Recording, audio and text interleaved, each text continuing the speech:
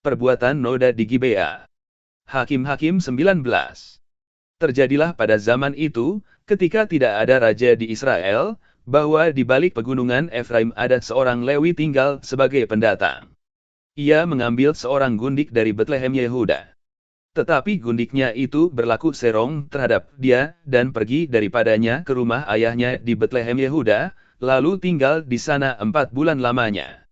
Berkemaslah suaminya itu, lalu pergi menyusul perempuan itu untuk membujuk dia dan membawanya kembali, bersama-sama dia bujangnya dan sepasang keledai. Ketika perempuan muda itu membawa dia masuk ke rumah ayahnya, dan ketika ayah itu melihat dia, maka bersukacitalah ia mendapatkannya. Mertuanya, ayah perempuan muda itu, tidak membiarkan dia pergi, sehingga ia tinggal 3 hari lamanya pada ayah itu, mereka makan, minum, dan bermalam di sana. Tetapi pada hari yang keempat, ketika mereka bangun pagi-pagi dan ketika orang Lewi itu berkemas untuk pergi, berkatalah ayah perempuan muda itu kepada menantunya, "Segarkanlah dirimu dahulu dengan sekerat roti, kemudian bolehlah kamu pergi." Jadi duduklah mereka, lalu makan dan minumlah keduanya bersama-sama. Kata ayah perempuan muda itu kepada laki-laki itu, "Baiklah, putuskan untuk tinggal bermalam dan biarlah hatimu gembira." Tetapi ketika orang itu bangun untuk pergi juga, mertuanya itu mendesaknya, sehingga ia tinggal pula di sana bermalam. Pada hari yang kelima, ketika ia bangun pagi-pagi untuk pergi, berkatalah ayah perempuan muda itu, "Mari, segarkanlah dirimu dahulu, dan tinggallah sebentar lagi, sampai matahari surut." Lalu makanlah mereka keduanya. Ketika orang itu bangun untuk pergi, bersama dengan gundiknya dan bujangnya, berkatalah mertuanya, ayah perempuan muda itu, kepadanya, "Lihatlah, matahari telah mulai turun menjelang petang, baiklah tinggal bermalam, lihat, matahari hampir terbenam, tinggallah di sini bermalam dan biarlah hatimu gembira, maka besok kamu dapat bangun pagi-pagi untuk berjalan dan pulang ke rumahmu." Tetapi orang itu tidak mau tinggal bermalam, ia berkemas, lalu pergi. Demikian sampailah ia di daerah yang berhadapan dengan Yebus, itulah Yerusalem, bersama-sama dengan dia ada sepasang keledai yang berpelana dan gundiknya juga. Ketika mereka dekat ke Yebus dan ketika matahari telah sangat rendah, berkatalah bujang itu kepada tuannya, "Marilah kita singgah di kota orang Yebus ini dan bermalam di situ." Tetapi tuannya menjawabnya, "Kita tidak akan singgah di kota asing yang bukan kepunyaan orang Israel, tetapi kita akan berjalan terus sampai ke Gibea."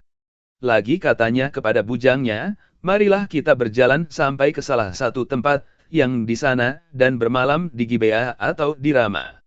Lalu berjalanlah mereka melanjutkan perjalanannya, dan matahari terbenam, ketika mereka dekat Gibea kepunyaan suku Benyamin. Sebab itu singgahlah mereka di Gibea, lalu masuk untuk bermalam di situ, dan setelah sampai, duduklah mereka di tanah lapang kota. Tetapi tidak ada seorang pun yang mengajak mereka ke rumah untuk bermalam. Tetapi datanglah pada malam itu seorang tua, yang pulang dari pekerjaannya di ladang. Orang itu berasal dari pegunungan Efraim dan tinggal di Gibea sebagai pendatang, tetapi penduduk tempat itu adalah orang Benyamin.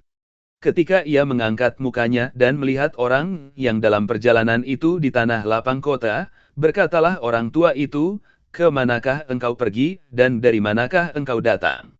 Jawabnya kepadanya, "Kami sedang dalam perjalanan dari Betlehem Yehuda ke balik pegunungan Efraim. Dari sanalah aku berasal, aku tadinya pergi ke Betlehem Yehuda dan sekarang sedang berjalan pulang ke rumah. Tetapi tidak ada orang yang mengajak aku ke rumahnya. Walaupun ada padaku jerami dan makanan untuk keledai kami, pula roti dan anggur untuk aku sendiri, untuk hambamu perempuan ini dan untuk bujang yang bersama-sama dengan hambamu ini, kami tidak kekurangan sesuatu." Lalu berkatalah orang tua itu, "Jangan khawatir. Segala yang engkau perlukan biarlah aku yang menanggung, tetapi janganlah engkau bermalam di tanah lapang kota ini." Sesudah itu dibawanyalah dia masuk ke rumahnya, lalu keledai-keledai diberinya makan, maka mereka pun membasuh kaki, makan dan minum. Tetapi sementara mereka menggembirakan hatinya, datanglah orang-orang kota itu, orang-orang Dursila, mengepung rumah itu. Mereka menggedor-gedor pintu sambil berkata kepada orang tua, pemilik rumah itu, bawalah keluar orang yang datang ke rumahmu itu, supaya kami pakai dia.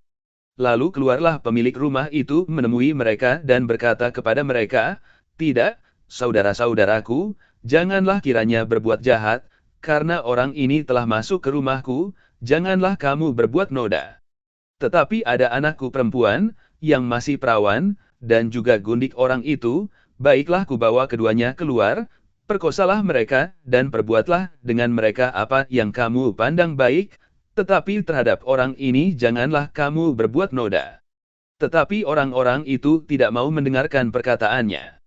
Lalu orang Lewi itu menangkap gundiknya dan membawanya kepada mereka keluar, kemudian mereka bersetubuh dengan perempuan itu dan semalam-malaman itu mereka mempermainkannya, sampai pagi.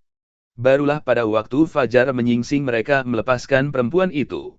Menjelang pagi perempuan itu datang kembali, tetapi ia jatuh rebah di depan pintu rumah orang itu, tempat tuannya bermalam, dan ia tergeletak di sana sampai fajar.